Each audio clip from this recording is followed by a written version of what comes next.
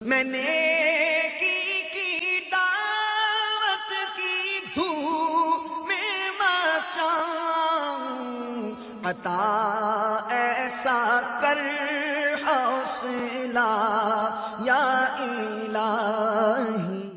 میرے آقا سارے نبیوں کے مولا، حبیب کبریا، معراج کے دولہ، محمد الرسول اللہ صلی اللہ تعالی علیہ وآلہ وسلم فرماتے ہیں سود 73 گناہوں کا مجموعہ ہے۔ ان میں سب سے ہلکا گناہ یہ ہے کہ آدمی اپنی ماں سے زنا کرے۔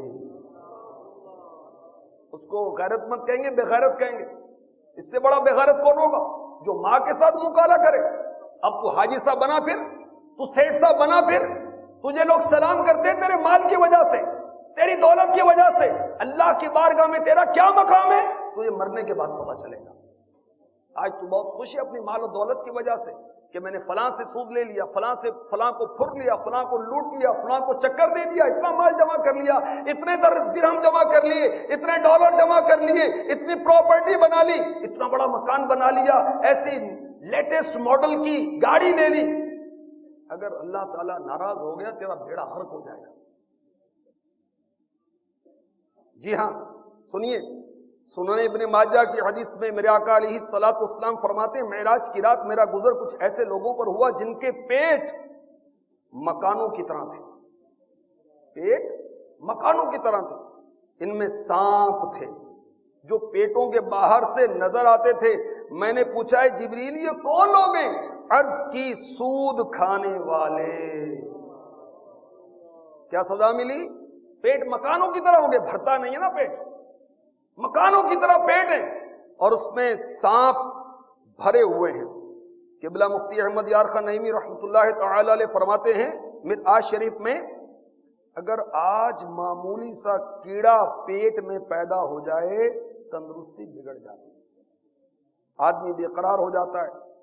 تو سمجھ لو جب اس کا پیٹ سانپوں بچھوؤں سے بھر جائے تو اس کی تکلیف و بے قراری کا کیا حال ہوگا۔ کر لے توبہ، رب کی رحمت ہے بڑی، قبر میں ورنہ سزا ہوگی کڑی۔ میٹھے میٹھے اسلامی بھائیوں، قبر جہنم کا گڑھا ہے یا جنت کے باغات میں سے ایک باغ ہے؟ مسند امام احمد حدیث نمبر 20395،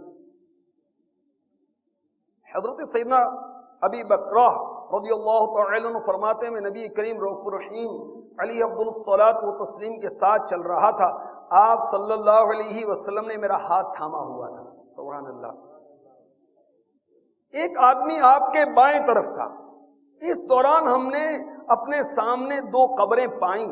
نبوت کے آفتاب جناب رسالت مآب صلی اللہ تعالی علیہ وسلم نے فرمایا ان دونوں کو عذاب ہو رہا ہے اور کسی بڑے امر کی وجہ سے نہیں ہو رہا، تم میں سے کون ہے جو مجھے ایک ٹہنی لا دے؟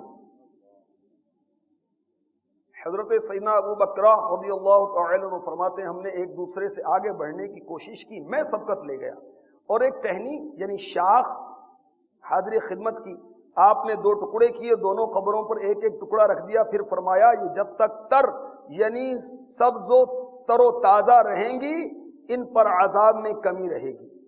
ان دونوں کو غیبت اور پیشاب کی وجہ سے عذاب ہو رہا ہے۔ غیبت کیا ہے؟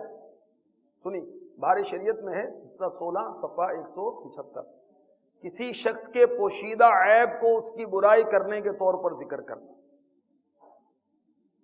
اب بدقسمتی کے ساتھ اس خوفناک آفت کی لپیٹ میں ماں باپ بھائی بہن میاں بیوی ساس بہو سسر داماد نند بھاوج اہل خانہ خاندان استاد شاگرد سیٹھ نوکر تاجر گاہک افسر مزدور مالدار نادار حاکم محکوم دنیا دار دیندار بوڑھا جوان ہر ایک مبتلا نظر آتا ہے۔